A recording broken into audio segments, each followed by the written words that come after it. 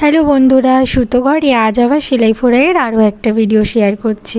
আজকে যে সেলাইটা করছি তার নাম হচ্ছে লেজি ডেজি। এই লেজি ডেজি দিয়ে কিন্তু তোমরা চট সেলাইও করতে পারো। তার লেজি ডেজির ফোড় দেওয়া ভীষণই সহজ। প্রথমে আমি সুচটা মাঝ বরাবর তুলে নিয়েছি, তারপর ঠিক একই জায়গা থেকে সুচটা নামিয়ে নিয়ে যেখানে আমি পাপড়ির একটা পয়েন্ট করে রেখেছি সেখানে সুচটা তুলে নিয়ে গিট ফোড়ের মতো নিচের দিকে সুচ নামিয়ে দেবো।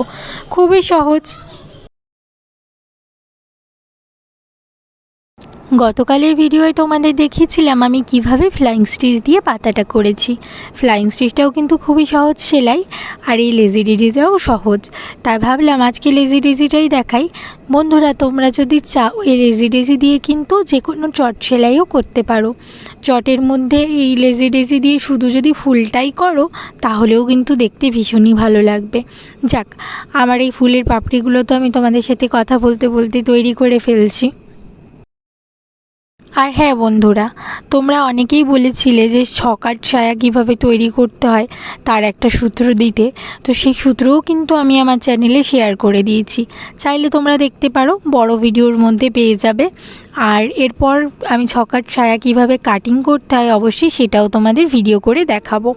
তো যাই হোক বন্ধুরা, তোমরা ভিডিওটা পুরো শেষ অবধি দেখতে থাকো, তাহলে বুঝতে পারবে আমি কিভাবে ফুলটা তৈরি করছি। আর তোমরাও আশা করি এরপর বাড়িতে এরকমভাবে ফুল তৈরি করতে পারবে।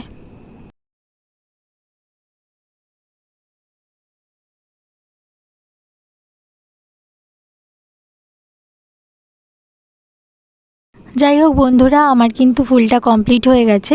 তো তোমরাও বাড়িতে লেজি ডেজি দিয়ে এই ফুলটা কিন্তু ট্রাই করে দেখতে পারো। ভীষণই সহজ, খুব তাড়াতাড়ি শিখেও ফেলতে পারবে।